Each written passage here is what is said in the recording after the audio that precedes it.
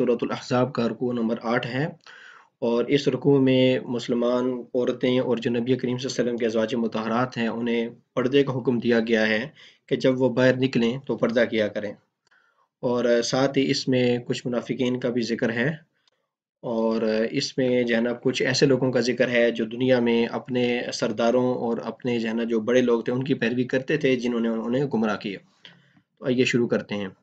یا ایھا النبی قل لازواجک، اے نبی آپ صلی اللہ علیہ وسلم کہہ دیجئے اپنی بیویوں کو، و بناتک اور اپنی بیٹیوں کو، و نساء المؤمنین اور مسلمان عورتوں کو، یدنین علیہن من جلابیبہن کہ وہ اپنے اوپر بڑی چادریں لٹکا لیا کریں۔ ذالک ادنا ان یعرفن فلا یؤذین،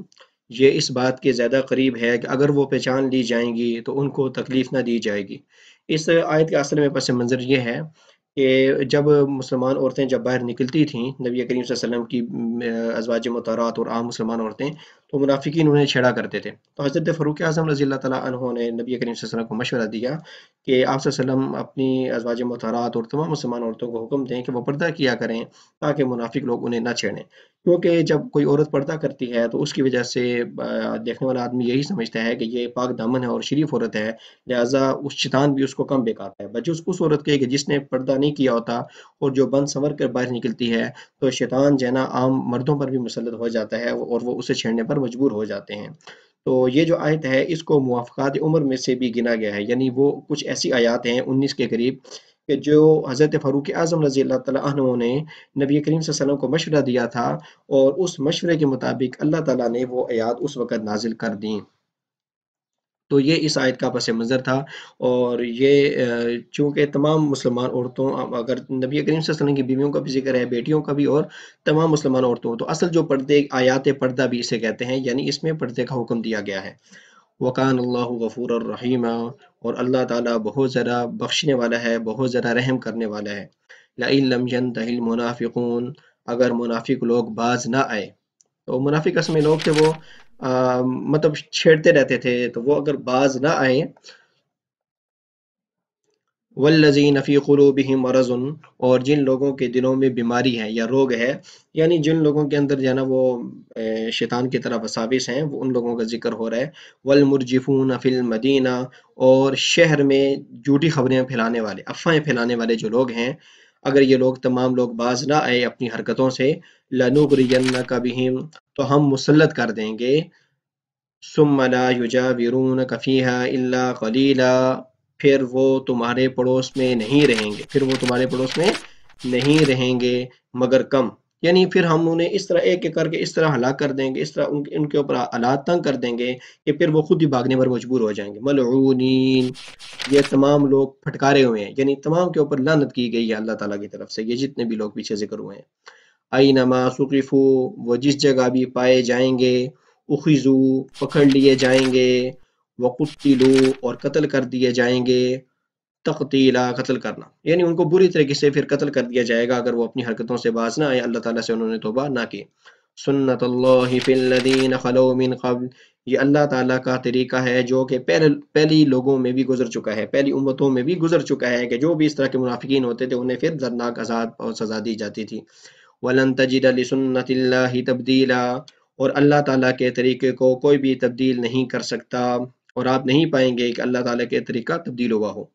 یسألک الناس عن الساعة، وہ لوگ آپ سے سوال کرتے ہیں، عن الساعة، ساعة ویسے گھڑی کو بھی کہتے ہیں عربی زبان میں، لیکن ساعة قیامت کو بھی کہتے ہیں، تو یہاں سے مراد قیامت ہے، یعنی قیامت کے بارے میں لوگ بہت زیادہ سوال کرتے ہیں نبی صلی اللہ علیہ وسلم سے اور صحابہ کس سے کہ قیامت کب آئے گی۔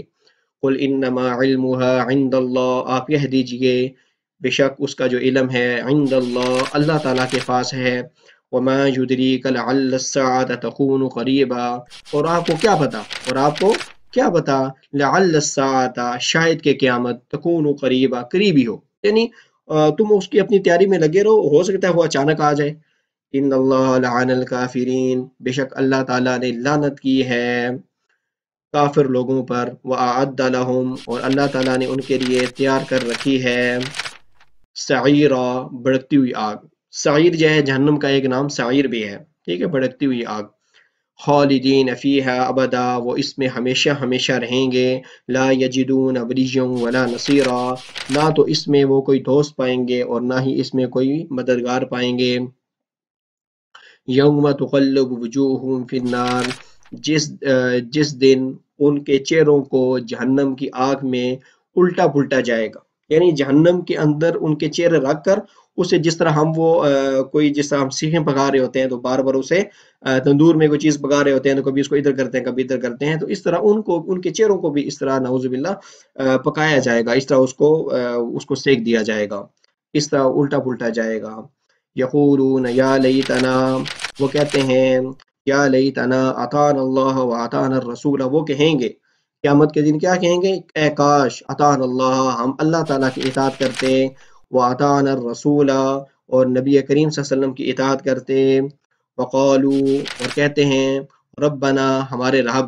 اور اس دن قیامت کے دن وہ کہیں گے اے ہمارے رب، انا اطعنا سادتنا، بے شک ہم نے تو اپنے سرداروں کی، سادتنا کا مطلب ہے سرداروں کی، کہ ہم نے اپنے سرداروں کی پیروی کی تھی، ان کی بات مانی تھی، وکبراءنا، اور اپنے بڑوں کی، فاضلونا السبیلا، تو انہوں نے ہمیں گمراہ کر دیا تھا۔ لیکن یہ ان کا بہانہ نہیں چلے گا، کیونکہ اللہ تعالیٰ نے ہر ایک کو عقل دی ہوئی ہے، تو یہ اس ٹائم یہ بہانہ کریں گے کہ ہم نے اپنے بڑوں اور سرداروں کی پیروی کی تھی تو انہوں نے ہمیں گمراہ کر دیا تھا، لیکن اللہ تعالیٰ کے سامنے یہ اس قابل مقبول نہیں ہوگا۔ ربنا آتہم ضعفین من العذاب، پھر یہ اللہ تعالیٰ سے درخواست کریں گے کہ اے ہمارے رب، یہ جو ہمارے سردار اور ہمارے بڑے ہیں انہیں دگنا عذاب دے، انہیں کیا دے؟ دگنا عذاب دے، وَلْعَنْهُمْ لَعْنًا كَبِيرًا، اور ان پر تو بڑی لعنت بھیج۔ تو یہ رکوع ہمارا ختم ہو گیا ہے، اور اس کے بعد ہمارا انشاءاللہ آخری رکوع ہے۔ آپ سے گزارش ہے کہ اگر آپ نے ابھی تک ہمارے چینل کو سبسکرائب یا لائک نہیں کیا تو جلدی سے ہمارے چینل کو سبسکرائب اور لائک بھی کر دیں، اور ان ویڈیو کو آگے شیئر بھی کر دیں، اور کمنٹس باکس میں اچھے اچھے کمنٹس بھی کر دیں۔ جزاک اللہ۔